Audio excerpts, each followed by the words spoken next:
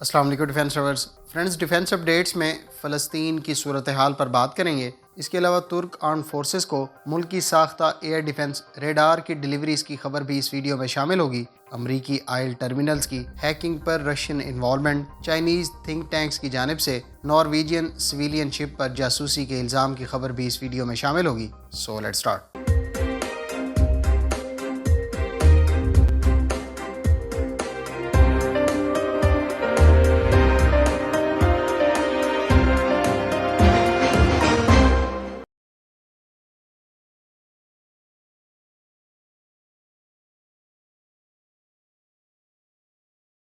Friends, فلسطین میں اسرائیلی بربریت جاری ہے۔ اس ظلم اور بربریت پر نہ تو میں اسرائیل اور نہ ہی اس کے سرپرست امریکہ کو مورد الزام ٹھہراؤں گا۔ میرے خیال سے اس تمام صورتحال کے ذمہ دار پاکستان سمیت دنیا بھر کے مسلم ممالک کے بزدل، بے غیرت اور بے حس حکمران ہیں۔ جب تک مسلم ممالک اسی طرح سے ذاتی مفادات اور ایک دوسرے کی جڑیں کاٹنے اور بزدلی کا مظاہرہ کرتے رہیں گے، تب تک فلسطین تو کیا، کشمیر تو کیا، دنیا کے ہر کونے میں اسی طرح مسلمانوں پر ظلم و ستم ہوتا رہے گا۔ آخر میں اس سارے معاملے پر یہی کہوں گا کہ ارطغرل یا عثمان سیریز ڈرامہ دیکھنے سے کوئی فائدہ نہیں ہوگا جب تک آپ ان کی طرح کی ہمت اور حوصلہ دکھاتے ہوئے میدان عمل میں نہیں آتے۔ نعرے لگانے، مذمتیں کرنے اور بیانات دے دینے سے 70 سال سے جاری ظلم ختم نہیں ہونا۔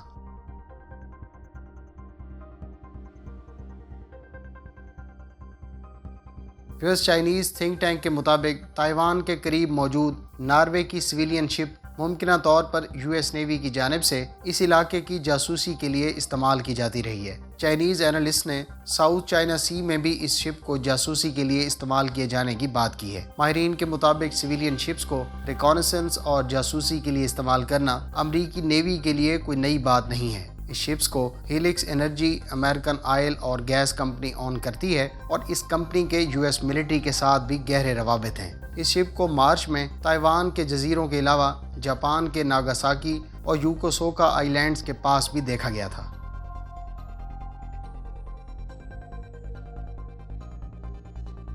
فرینڈز، ایک اور خبر کے مطابق چائنیز نیوی نے ایمفیبیس لینڈنگ مشنز کے لیے کامبیٹ پرپیئرڈنس جانچنے کے لیے جوائنٹ کراس سی لینڈنگ ڈرلز کا انعقاد کیا۔ اس کوآرڈینیٹڈ آپریشن میں کئی سروس برانچز نے شرکت کی۔ ان آپریشنز میں ایمفیبیس لینڈنگ یونٹس نے ڈاک لینڈنگ شپس، آرمڈ وہیکلز اور ہوور لینڈنگ کرافٹ سے مشقوں میں شرکت کی۔ ان ایکسرسائزز کو تائیوان کے سینیریو میں کنڈکٹ کیا گیا اور چائنیز ملٹری کی تائیوان اور اس کے اتحادیوں کے خلاف تیاری کے تناظر میں ان کو پلان کیا گیا تھا۔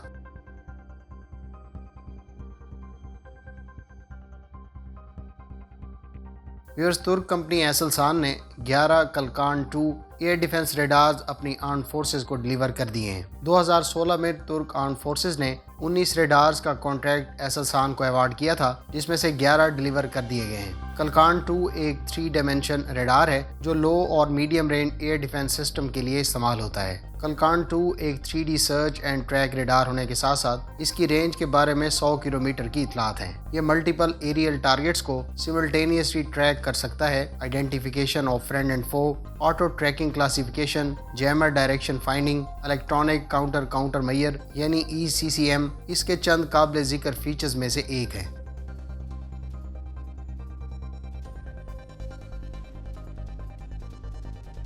امریکی کمپنی لاک ہیڈ مارٹن کے مطابق سویڈن کو پہلا Patriot advance capability missile interceptor deliver کر دیا گیا ہے۔ یہ ڈیلیوریز اپریل میں مکمل کی گئیں، تاہم سویڈن اور امریکہ کے درمیان پیٹریاٹ 3 میزائل سسٹم انہینسمنٹ کا ایگریمنٹ اگست 2018 میں طے پایا تھا۔ Patriot 3 MSE 2 plus rocket Motors کے ساتھ آتا ہے جو بلندی اور رینج میں زیادہ بہتر پرفارمنس دیتا ہے۔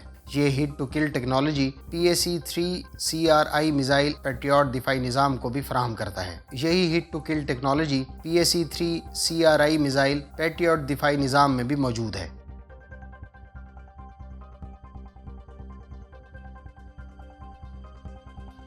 Friend, South Korean agency for defence development نے نئی ٹیکنالوجی کے ڈیولپ کرنے کا اعلان کیا ہے۔ یہ ٹیکنالوجی ڈرونز کو کلوز ڈسٹنس سے کلوژن اوائڈنس فراہم کرتا ہے۔ یہ ٹیکنالوجی ڈرونز کو خودکار نظام کے تحت فلائٹ پاتھ منتخب کرنے اور خطرات سے بچانے کا باعث بنے گا۔ ایجنسی مزید اس ٹیکنالوجی میں بہتری پر کام کر رہی ہے۔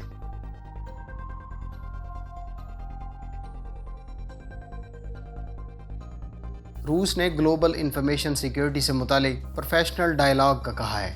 روس نے ایسا اس موقع پر کہا جب اس کے ہیکرز نے امریکہ کی سب سے بڑی پیٹرولیم پائپ لائن کو ہیک کر لیا۔ امریکہ نے فوری طور پر اپنی پیٹرولیم پائپ لائن پر سائبر اٹیک کے بعد قانون بنانے کا کہا تھا۔ یاد رہے کہ اس سائبر اٹیک نے 3 دن تک امریکی پائپ لائن کو شٹ ڈاؤن کر دیا تھا۔ اس اثناء میں امریکہ کے مشرقی کوسٹ کے علاقوں کے فیول اسٹیشن کا فیول ختم ہوتا جا رہا تھا۔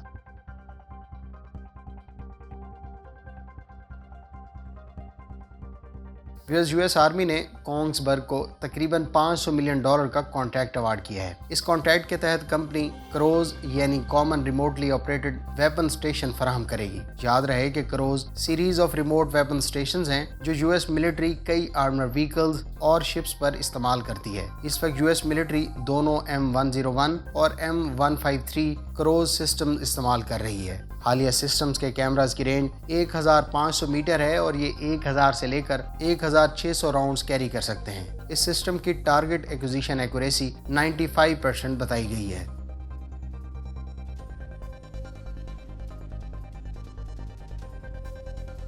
فرینڈز، ترک حکام نے اپنی اینادول لینڈنگ ہیلی کاپٹر ڈاگ یعنی LHD کی بطور ڈرون کیریئر تصاویر جاری کی ہیں۔ بیکر کمپنی کے CEO نے LHD کا ماڈل دکھایا جس پر بنیادی طور پر کمپنی کے تیار کردہ TB3 ڈرون کی لینڈنگ اور ٹیک آف کا کانسیپٹ ڈسپلے کیا گیا تھا۔ اس تصویر سے یہ بات وثوق سے کی جا سکتی ہے کہ TB3 ڈرون ایک ورٹیکل ٹیک آف اور لینڈنگ ڈرون کی بجائے روایتی ایئر کرافٹس کی طرح اس LHD سے ٹیک آف اور لینڈ کر سکے گا۔ اس کے علاوہ TB3 ڈرون پر ایسلسان کا کیٹس یعنی کامن اپرچر ٹارگیٹنگ سسٹم بھی نصب کیا جائے گا۔ اینادول LHD پروجیکٹ کی کمپلیشن پر ٹوٹل 30 سے 50 فولڈنگ ونگ TB3 ڈرون اس LHD کے ڈیک پر لینڈ اور ٹیک آف کر سکیں گے۔